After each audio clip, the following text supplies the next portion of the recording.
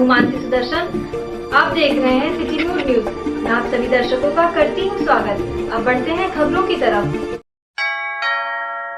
रामलला के पूर्व पक्षकार बाबा धर्मदास। राम मंदिर निर्माण में किसी भी प्रकार का कोई बाधा ना उत्पन्न हो, उसके लिए राम नाम संकीर्तन प्रारंभ कराया और बताया यह कीर्तन 1 वर्ष तक निरंतर चलता रहेगा। इसके साथ राष्ट्र का कल्याण, मंदिर निर्माण में किसी भी प्रकार की कोई बाधा उत्पन्न ना हो। सबसे प्रमुख बात यह भी है, धर्मदास के गुरु स्वर्गीय बाबा अभिराम दास, जो कि राम जन्मभूमि में भगवान रामलला मूर्ति को प्रकट कराने का श्रेय बाबा अभिराम दास पर जाता है। उन्हीं के नाम से जिस स्थान पर एक विशाल महाविद्यालय की स्थापना होनी है, जिसका नाम बाबा अभिराम दास वेद वेदांत विद्यापीठम महाविद्यालय के नाम से जाना जाएगा, जिसकी आधारशिला नवमी के दिन किया जाएगा। देखिए, यह राम नाम संकीर्तन यज्ञ महायज्ञ है। राम नाम संकीर्तन महायज्ञ,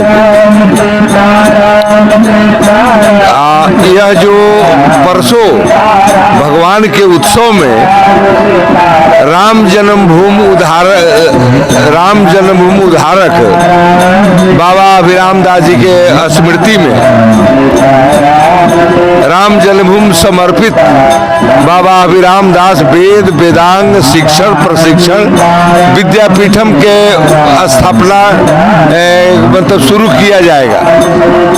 तो इसके उपलक्ष्य में, इसके निवारण के लिए भगवान को 1 साल तक, जब तक राम मंदिर नहीं बन जाता है, देखिए राम मंदिर पर हर समय अखंड कीर्तन चलता था। जब से 1949 ले वो पहले से हैं, वहाँ भगवान के कीर्तन होता था। ये लोग जब से ढांचा गिर गया, जब से ये लोगों के अतिक्रमण हो गया, वहाँ राम नाम भगवान के सुनाना बंद कर दिए लोग। तो इस अभी तो 1 साल के लिए कीर्तन हो रहा है और समय पर जिसे बढ़ता जाएगा घटता जाएगा, वो तो बाकी घटेगा नहीं। 1 साल तक ये अनवरत चलता रहेगा, जब तक मंदिर बन करके 2024 में प्राण प्रतिष्ठा भगवान के हो, यहाँ यज्ञ हो, यज्ञ करेंगे हम। उसके बाद में उनके विद्यालय बन जाएगा। क्या करके मोदी जी और योगी जी उद्घाटन करें और आरएसएस के संघ प्रमुख हुआ उद्घाटन करें। भारत के सभी विद्वानों को, वैदिक विद्वानों को, सभी भारत के वर्ष का निमंत्रण दिया जाएगा। उसमें पूरा भारत के विद्वानों को बुलाया जाएगा। इसलिए राम जी के, हनुमान जी के यहाँ से का नाम है कीर्तन सुनाया जा रहा है कि राम जन्मभूमि सकुशल बने। और जो इसमें राम जन्मभूमि के, राम के पक्ष में लोग हैं, वो सारा देश के खड़ा हो, राम नाम जपे, सत्कर्म करे। ये धर्म के स्थापना तभी होगा। हम लोग धार्मिक आदमी है तो हम अपने स्थापना करेंगे और दुनिया जोर में कौन करे। अभी रूस और यूक्रेन में बम का बरस रहा है बेमतलब के, इसको भी बंद होना चाहिए। विश्व में शांति स्थापित हो, सभी नेता, सभी कोई भी आदमी, अगर कोई भी किसी के जबरियन कर करके कहीं पर कोई अतिक्रमण होता है तो उसको पंचायत बना हुआ हक है कड़ई, या कोई देश है कड़ई दिखावे या कोई गुंडई दिखावे, इससे देश नहीं चलेगा, ना समाज चलेगा, ना गांव चलेगा, ना घर चलेगा। इसलिए यह राम नाम यज्ञ हो रहा है कि सभी को बुद्धि संतुलित करे परमात्मा। राम जन्मभूमि के निर्माण हो। अयोध्या में ये जो विश्वविद्यालय, वैदिक विश्वविद्यालय जो बनने जा रहा है स्रोत क्रम कांड के, हाँ, तो इसका एक भगवान पूरा करे, हनुमान जी पूरा करे, राम जी पूरा करे। राम जी पर यही के विद्वान पढ़ करके जा करके राम जी की पूजा करें। भगवान बुद्ध के संदेश को पूरी दुनिया में प्रचारित करने वाले विश्व विजेता चक्रवर्ती सम्राट अशोक महान जी की जयंती पर कांग्रेस जनों ने उन्हें पुष्पांजलि अर्पित कर नमन किया। उक्त कार्यक्रम का संयोजन पिछड़ा वर्ग प्रकोष्ठ के प्रदेश उपाध्यक्ष रामनरेश मौर्य ने किया। इसके उपरांत आयोजित गोष्ठी को संबोधित करते हुए पूर्व सांसद डॉक्टर निर्मल खत्री ने कहा, सम्राट अशोक के विचारों को अनुकरण करके ही विश्व में शांति की स्थापना की जा सकती है। चक्रवर्ती सम्राट अशोक ने बताया, शांति के सहारे ही विश्व में बंधुत्व स्थापित किया जा सकता है, न कि युद्ध के रास्ते पर चलकर। पूर्व सांसद डॉक्टर निर्मल खत्री ने कहा, सम्राट अशोक को चक्रवर्ती सम्राट अशोक कहा जाता है, जिसका अर्थ है सम्राटों के सम्राट, और यह स्थान भारत में केवल सम्राट अशोक को मिला है। सम्राट अशोक को अपने विस्तृत साम्राज्य से बेहतर कुशल प्रशासन तथा बौद्ध धर्म के प्रचार के लिए जाना जाता है। गोष्ठी की अध्यक्षता जिला कांग्रेस अध्यक्ष अखिलेश यादव ने तथा संचालन महानगर अध्यक्ष वेद सिंह कमल ने किया। प्रोग्राम था, क्या कहना चाहेंगे? आज पार्टी का कमला नेहरू भवन फैजाबाद में हमारे सम्राट चक्रवर्ती अशोक जी का जयंती है और हमारी पूरी पार्टी कांग्रेस पार्टी के सभी पदाधिकारी गण हम लोग आज माला पहना करके स्वागत किए हैं। और जन्मोत्सव क्या कहना चाहेंगे? आज हम कहना चाहेंगे कि ये समाज के लिए एक आधार है। अशोक सम्राट जी पूरे विश्व में, पूरे भारत में इनका वर्चस्व था। बौद्ध धर्म को प्रचार प्रसार किया गया और जितने भी अर्थव्यवस्थाएं हैं भारत की, देश की, जितने भी संविधान बने हैं, जितनी भी धाराएं हैं, उसमें ये चंद्रगुप्त मौर्य के बनाए ही नियमानुसार ये सारी संविधान बने हैं। और आज पूरा जनमानस जो है उसी संविधान के आधार पर चल रहा है और पूरे भारत में वो लागू है। क्या नाम है? रामनरेश मौर्य, कांग्रेस पार्टी, प्रदेश महामंत्री, श्रावक प्रकोष्ठ। आज की बैठक का दो एजेंडा रहा हम लोगों का। एक एजेंडा तो ये रहा कि सबसे पहले आज भारतीय राष्ट्रीय छात्र संगठन का 52वां स्थापना दिवस है, जो हमारी प्रथम महिला प्रधानमंत्री श्रीमती इंदिरा गांधी जी ने सन 1971 में इसकी स्थापना की थी। तो इस खुशी के मौके पे हम अपने देश के और ख़ास करके उत्तर प्रदेश के सभी नौजवान छात्रों को जो हमारे भारतीय राष्ट्रीय छात्र संगठन यूनिसाइक से जुड़े हुए हैं, उनको हम बधाई देना चाहते हैं। और हमारे चूँकि हम अयोध्या से हैं, तो हमारे ज़िले के भी कुछ ऐसे छात्र हैं जो हमारे साथ भी रहे, काम किए हैं छात्र संगठन में। तो उसी में से एक हमारे सबसे प्रतिभावान युवा ऊर्जावान नेता हैं शैलेश शुक्ला जी, जो इलेक्शन भी लड़ चुके हैं और प्रदेश के छात्र संगठन के उपाध्यक्ष हैं। तो उनको भी मैं बधाई देना चाहता हूं कि वो भी अपना अमूल्य योगदान दे रहे हैं भारतीय राष्ट्रीय छात्र संगठन में। और उसके बाद दूसरा जो प्रोग्राम आज कांग्रेस कार्यालय कमला नेहरू भवन पे किया गया, वो मौर्य वंश की स्थापना हमारे चंद्रगुप्त मौर्य ने की, अशोक मौर्य ने की थी। और आज उनकी जयंती मनाई गई, जिसमें हमारे अभिभावक परम आदरणीय डॉक्टर निर्मल खत्री जी भी मौजूद रहे और तमाम ज़िले से आए पदाधिकारी मौजूद रहे, जिसमें हम लोगों ने उनकी जयंती को मनाया है। और हम लोगों ने एक दूसरे के उज्जवल भविष्य की कामना की है, पार्टी के उज्जवल भविष्य की कामना की है और संगठन को कैसे मजबूत बनाया जाए उसके लिए हम लोगों ने बैठ करके चर्चा की है। और आगे आने वाले समय में हम लोग किस तरीके से अपनी पार्टी को, अपने संगठन को और अपने सिस्टम को कैसे सही करें, उसके लिए हम लोगों ने बैठ करके चर्चा की है। तो आज यही दो एजेंडा था यहाँ की बैठक का, और उसके बाद हम लोगों ने बैठक को आहूत किया। राज्यमंत्री दानिश आजाद अंसारी का अयोध्या के सर्किट हाउस में किया गया स्वागत। अयोध्या। दानिश आजाद अंसारी हज राज्यमंत्री बनने के बाद पहली बार अयोध्या पहुंचे तथा सहयोगी सैयद नूर अहमद से मुलाकात करते हुए सैयद नूर अहमद ने राज्यमंत्री का स्वागत कर बुके भेंट की तथा उनके भविष्य में एवं उन्नत करते हुए आगे बढ़ने का मार्ग दर्शाया।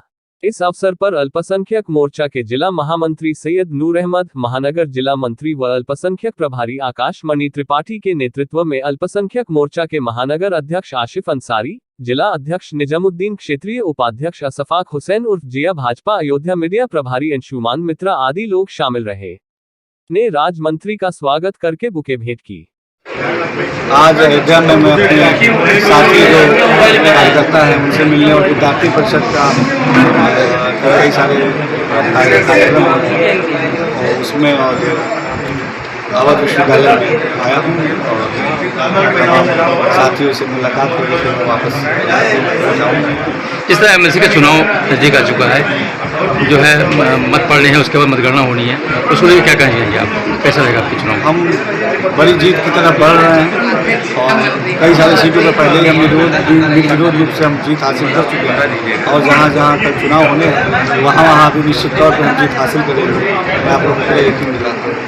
इस तरह से कल योगी जी ने जो है अंतर्राष्ट्रीय यहाँ पर जो आपका हवाई अड्डा है उसकी जो है लीज जो है दे दी है लोगों को। कल योगी जी ने जो कार्य किया है उसको भी क्या कहेंगे आप? देखिए, हम माननीय मोदी जी के नेतृत्व में, आदरणीय योगी जी के नेतृत्व में हम विकास की दिशा में आगे बढ़ रहे हैं और पूरे उत्तर प्रदेश के हर जनपद में विकास की बयार बह रही है। अयोध्या में भी आप देखिए कि विकास के लिए कितने बड़े कार्य हो रहे हैं। तो निश्चित तौर पे अब हमारे जो उत्तर प्रदेश है वो उत्तम प्रदेश बनने की दिशा में तेज़ी से आगे बढ़ रहा है। आप रामनगरी अयोध्या में आए हुए हैं, अगर तो सब मिलेंगे आकर के, क्या रणनीति बनाएंगे आगे की? रणनीति ये है कि आम जनमानस की सेवा करना है निस्वार्थ भाव से। हमारा एक ही लक्ष्य, एक ही उद्देश्य है कि मुझे उत्तर प्रदेश सरकार में मंत्री बनाया गया है। मैं आम जनमानस के हित के लिए, अपने समाज के हित के लिए, अपने प्रदेश के हित के लिए मैं काम करूंगा पूरी ईमानदारी से। यही हमारा एकमात्र उद्देश्य है। अयोध्या की रामनवमी का अलग ही महत्व है। इस दिन अयोध्या की सभी गलियों में भक्तों का तांता लगा रहता है। सुबह सरयू स्नान के बाद भक्त अयोध्या की सभी मंदिरों का दर्शन करते हैं, सिद्धपीठ हनुमानगढ़ी का दर्शन करते हैं और प्रभु रामलला को भोग लगाते हैं। सिद्धपीठ हनुमानगढ़ी सगरियापट्टी के साधु विष्णु दास बताया कि चैत्र रामनवमी के अवसर पर अयोध्या में भक्तों की काफी भीड़ होती है।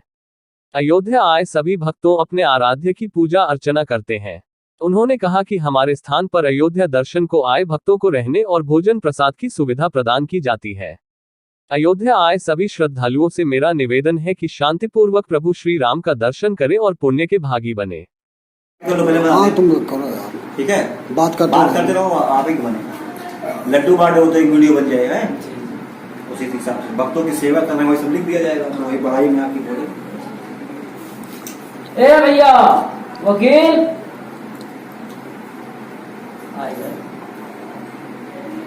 कितना गरमा पैसा 100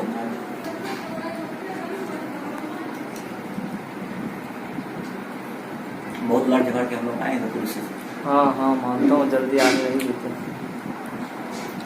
सभी देशवासियों को संत समाज की तरफ से जय श्री राम। हर मठ मंदिरों में अनुष्ठान हो रहे हैं, राम कीर्तन हो रहा है, रामायण हो रहा है और जितने यात्री आ रहे हैं ये रामनवमी के शुभ अवसरों पर, तो हर मठ मंदिरों में दर्शन कर रहे हैं। अयोध्या की भीड़ आप लोग देख ही रहे हैं कि कितनी भीड़ दिख रही है और सुबह रोज़ स्नान करते हैं और हनुमानगढ़ी दर्शन करने जाते हैं, राम जन्मभूमि जाते हैं दर्शन करने। और यही रामनवमी के शुभ अवसर पे जो जितने देशवासी आए हैं, तो संत समाज की तरफ से यही संदेश देना चाहता हूँ कि वो अपना दर्शन करें और दर्शन करके अवश्य पूजा पाठ धार्मिक अनुष्ठान करते रहें और धार्मिक रुचि में उनको प्रेम और निष्ठा बढ़ती रहे। इसका महत्व ये है, सीतानाथ समारंभाम श्री रामानंदार मध्यमाम अस्मदाचार्य पर्यंताम वंदे गुरुम परंपराम। भगवान श्री राम का जन्म भूमि ये माना गया है और है। कहने का अर्थ है कि अयोध्या क्या है? अयोध्या जो है राम ही अयोध्या है और अयोध्या ही राम है। इसीलिए यहाँ जो अयोध्या है, अयोध्या को बैकुंठ कहा गया है। तो जो रामनवमी 9 दिन में नवरता आती है, इसका अगर कोई भी नवरता में कोई भी श्रद्धालु अगर अयोध्या आ करके एक क्षण भी जीवन अगर व्यतीत कर दे तो उसका जीवन सफल हो गया, ऐसा शास्त्रों में उल्लेख किया गया है। उसमें केवल जैसे मीठा फल फूल हुआ और नमक का भी कोई ग्रहण कर लेते हैं, आहार नहीं चलता है। और ऐसा भी उल्लेख है कि एक टाइम आहार अगर वो चाहे तो कर भी सकता है जी, स्नान करने के बाद टूटता है। अब देखिए, इसका तो अपने मुख से कुछ कहा नहीं जा सकता है, तब भी समझ लीजिए कि 10-20 हज़ार लोगों से भी अधिक है, बहुत अधिक है, मतलब मुख से नहीं बन रहा है कहने को। मेरा नाम है विष्णुदास, स्थान का नाम है हनुमानगढ़ी, सगरिया पट्टी। धर्म नगरी अयोध्या में वैसे तो चैत्र रामनवमी मेले की शुरुआत नवरात्रि के पहले दिन 2 अप्रैल से ही शुरू हो गई है। मेले की शुरुआत से ही एक ओर जहां अयोध्या के सभी मंदिरों को भव्यता के साथ सजाया गया है, तो वहीं भगवान राम सहित चारों भाइयों एवं माता सीता के विग्रहों का भी दिव्य श्रृंगार किया गया है। राम जन्मभूमि पर बन रहे भगवान राम के दिव्य भव्य मंदिर के भूमि पूजन के बाद इस वर्ष पहली बार परंपरागत ढंग से समारोह पूर्वक अयोध्या में रामनवमी का त्योहार मनाया जा रहा है। दरअसल पिछले 2 रामनवमी में कोरोना संकट के कारण सिर्फ मंदिर के महंत और सीमित संख्या में साधु संत ही भगवान के मनाए जाने वाले जन्मोत्सव का हिस्सा बन सके थे। इस बार कोरोना संकट समाप्त हो चुका है, इसलिए अयोध्या में एक बार फिर से भगवान राम का जन्मोत्सव पूरे हर्षोल्लास के साथ समारोह पूर्वक मनाया जा रहा है, जिसको लेकर अयोध्या के साधु संतों में भी खासा उत्साह नजर आ रहा है।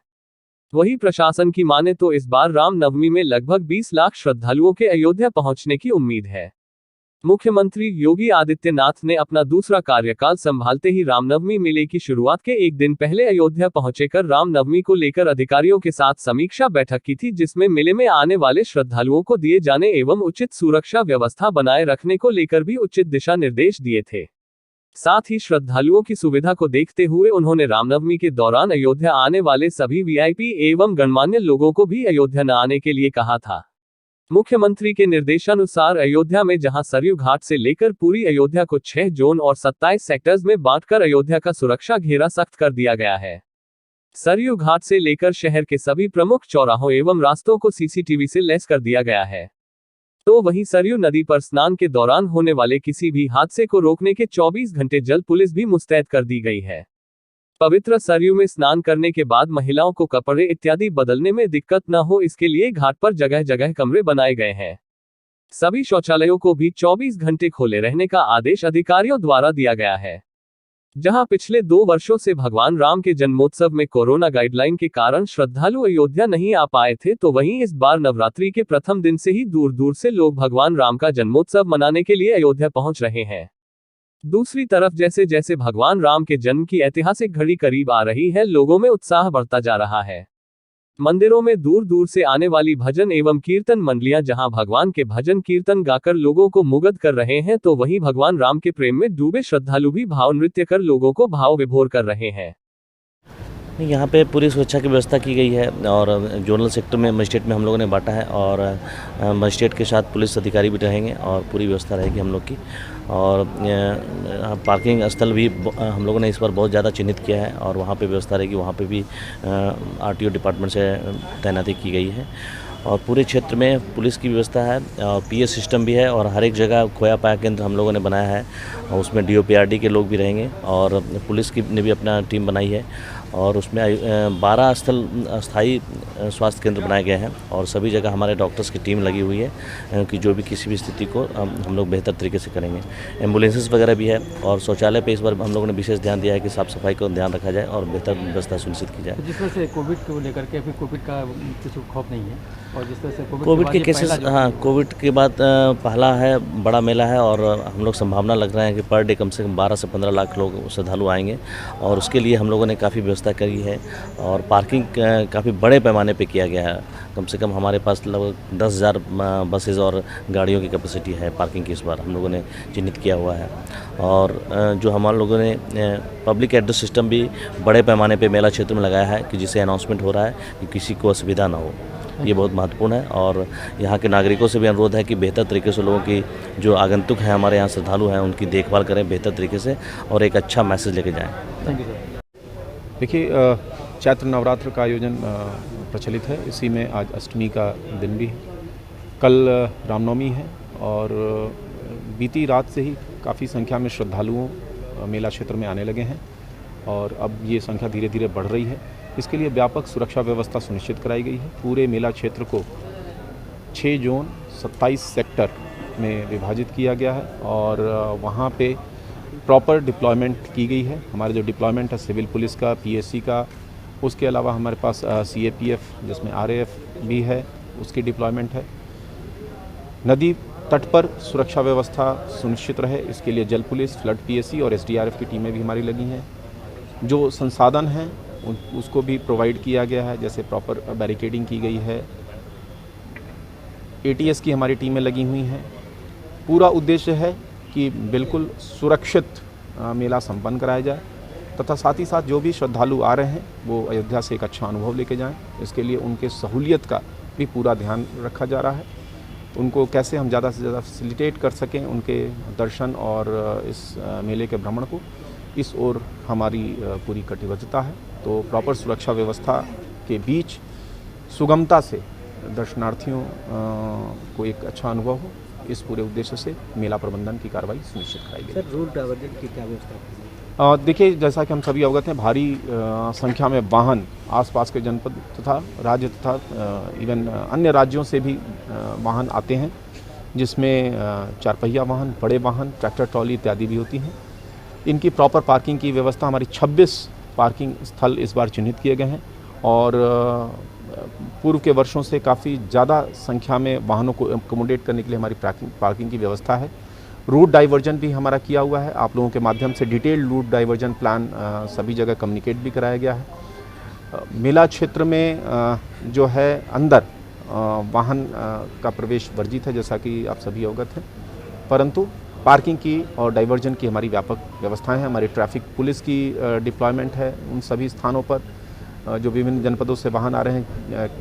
जो निर्धारित वाहन पार्किंग हैं उनके लिए चिन्हित है कि वहाँ पे किन जनपदों से आने वाले वाहन वहाँ पे खड़े होंगे।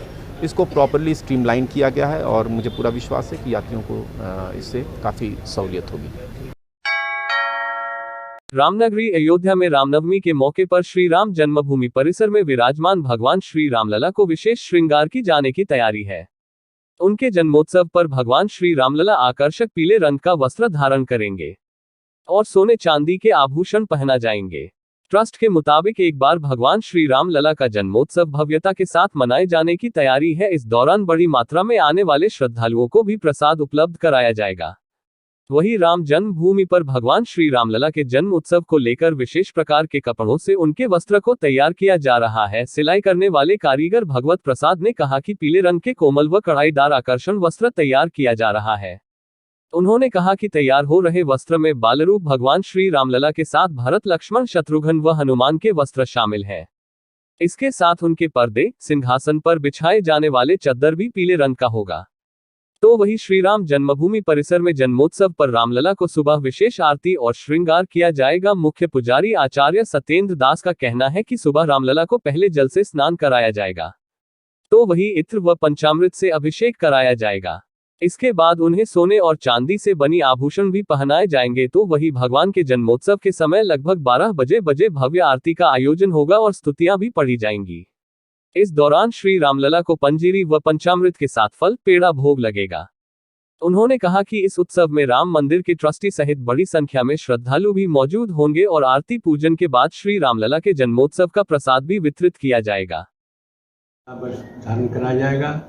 पीला वस्त्र सबसे शुभ होता है और चूँकि रामलला का जन्मोत्सव है इसलिए वस्त्र पीला धारण कराया जाएगा और 56 प्रकार के भोग लगाए जाएंगे और जिसमें कि 4 प्रकार की पंजीरी है और विविध प्रकार के मिष्ठान हैं, फल हैं, ये सारी वस्तुएं हैं। उसके बाद 1 कुंटल पंचामृत बनाया जाएगा जिसमें रामलला का स्नान होगा और उसके बाद जो बधैया और रामायण ये सब का गान होगा, जिससे कि अच्छे प्रकार से जो शोभा है दिखाई पड़े और साथ ही साथ ये मालूम पड़े कि जो 2 वर्षों तक कोरोना काल में नहीं हुआ है उसकी पूर्ति अच्छी प्रकार से हो जाए, इसलिए बड़े ही भव्य दिव्य रूप से यह मनाया जा रहा है रामलला के जन्मोत्सव। और आशा करता हूँ कि जो भक्त आएंगे उनके दिव्य दर्शन करेंगे और साथ ही साथ उनको प्रसाद का भी वितरण किया जाएगा। प्रसाद जो है पंजीरी और जितने सामान हैं उसको पैकेट बनाया जाएगा। पैकेट बना करके जो भी आएँ उनको पैकेट दिया जाएगा जिससे कि रामलला का दर्शन करें, भव्य दिव्य दर्शन, उसके बाद उनको प्रसाद मिले जिससे प्रसाद से वंचित न रहें। इस प्रकार की व्यवस्थाएं जो है ये ऐसा चल रहा है। महाराज जी जो पोशाक बन रहा है इसका विशेषता क्या है, किस प्रकार से इस पोशाक को तैयार किया जा रहा है? पोशाक में विशेषता है, कोमल कपड़े हैं और कढ़ाई के कपड़े हैं और पीला वस्त्र है और भगवान राम जी का, रामलला का दर्शन भी होगा पीले में और जन्म के बाद ही पहनाया जाएगा ये पीला पोशाक। और भगवान रामलला का वैसे तो रविवार जो है गुलाबी कपड़ा पहनाए जाते हैं, लेकिन अब की महाराज जी ने कहा कि देखिए ऐसा जन्म के उत्सव में या विवाह उत्सव में पीला ही धारण कराया जाएगा और पीला रंग हमेशा शुभ माना गया है। ये पोशाक आज जो है पहुंच जाएगा शाम को और कल ही पोशाक ये सुबह प्रातः धारण करेंगे और खर्चा लगभग इसमें जब पूरा पोशाक पर्दा सहित बना लगभग 25,000 रुपया खर्चा बैठता है और जब जो बराबर जनरल में पोशाक बन रहा है उसमें 6,000-7,000 रुपया खर्चा बैठता है। वो तो भक्त के ऊपर है, जितना भी लगा सके कपड़े के ऊपर है। अब कपड़े का स्वरूप है, बाल रूप भगवान है, इनको घेर घार ज़्यादा रहता है, ढीला ढाला रहता है और पोशाक बागा रहता है, अंगवस्त्र गमछा भी रहता है और कई बिछौने लगते हैं, पहले पीछे पर्दा लगता है और खूब बड़ा सा बिछौना, फिर सिंहासन है, सिंहासन का बिछौना, चारों भाई का आसन और उधर हनुमान जी बैठे हुए हैं, दो हनुमान जी का बिछावन और दुपट्टा उनका भी लगता है। बाहर से आता है, अयोध्या में तो बनता नहीं, लेकिन यह है कि सब भगवान की माया है, सब जगह सब कुछ है और भगवान अपनी व्यवस्था खुद स्वयं करते हैं और सारी व्यवस्था ठाकुर जी का है। अयोध्या में चैत्र रामनवमी के अवसर पर विश्व हिंदू परिषद के तत्वाधान में 11 अप्रैल को सरस्वती शिशु मंदिर बीकोपुर से शोभायात्रा निकालकर नंदीग्राम भरतकुंड में आरती करके समापन किया जाएगा। यात्रा की जानकारी विश्व हिंदू परिषद के कार्य अध्यक्ष संतोष सिंह और राम मंदिर समर्थक बबलू खान ने बताया कि बड़ी तादाद में राम भक्तों को एकत्रित होकर सरस्वती शिशु मंदिर बीकोपुर से शोभायात्रा में शामिल होंगे। यह भव्य यात्रा नंदीग्राम भरतकुंड तक निकलेगी। इस दौरान शोभायात्रा में शामिल राम भक्तों पर राम मंदिर समर्थक बबलू खान ने राम भक्तों के सम्मान में पुष्प वर्षा करने के लिए अपने नेतृत्व में सैकड़ों की तादाद में मुस्लिम संप्रदाय के लोगों के साथ पिपरी जलालपुर तिराहे से नंदीग्राम भरतकुंड तक पुष्प वर्षा करने का ऐलान किया है और कहा है कि शोभा यात्रा ने पुष्प वर्षा करके अयोध्या से एक संदेश भाईचारे का जाएगा। नंदीग्राम भरतकुंड पहुंचने के बाद संतों का आशीर्वचन भी लिया जाएगा। कार्यक्रम में मुख्य रूप से विश्व हिंदू परिषद के कार्यकर्ता व पदाधिकारी मौजूद रहेंगे। शोभा यात्रा बजरंग दल के पदाधिकारी व कार्यकर्ता भी शामिल होंगे। जानकारी देते हुए संतोष सिंह ने बताया कि राम भक्तों की शोभायात्रा के काफिले में विश्व हिंदू परिषद के कई पदाधिकारी शामिल होंगे।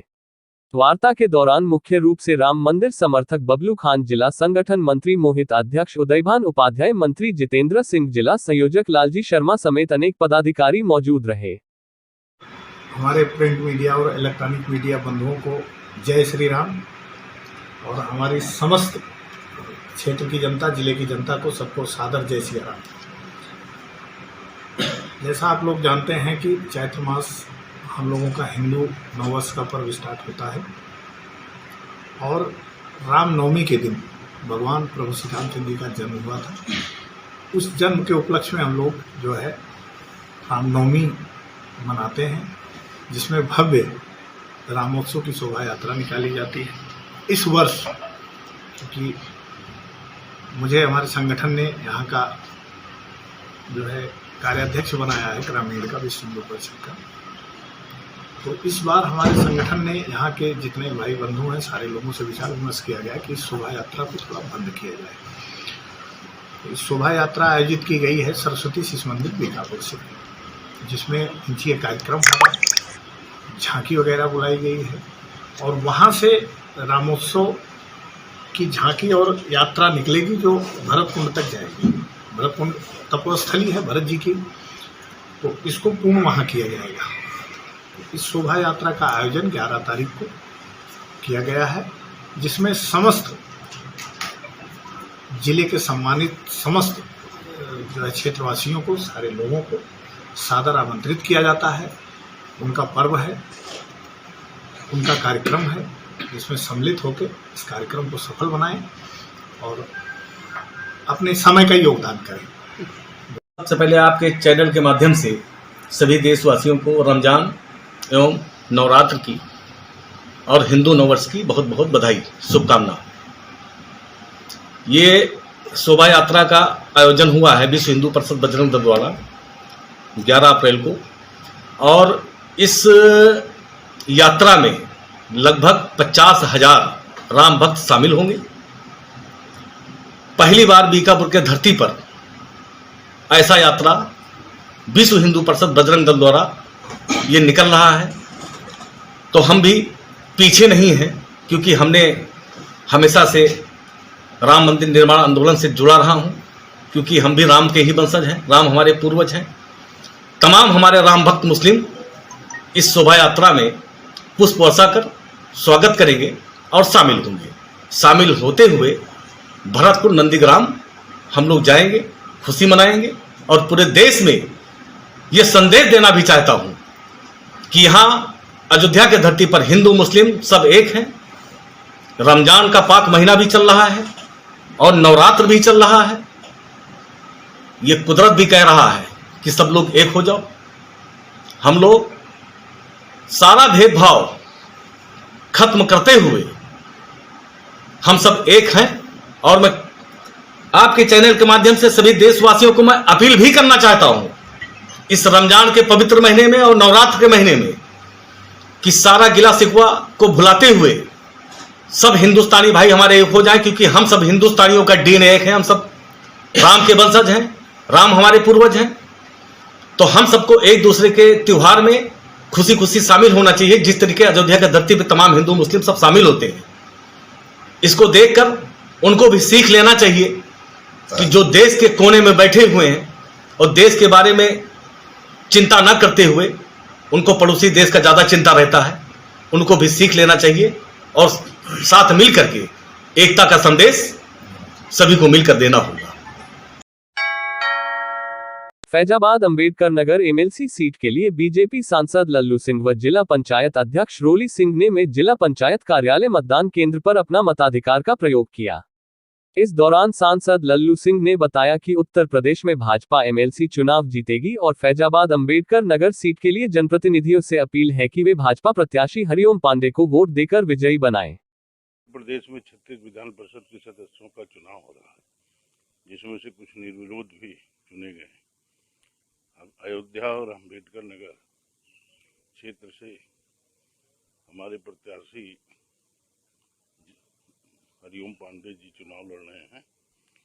पूरे क्षेत्र के सभी सम्मानित मतदाताओं से अपील है कि वह पंचायत राज को मजबूत करने के लिए हमारे प्रत्याशी हरिओम पांडे जी को भारी बहुमत से चुनाव जिताने का।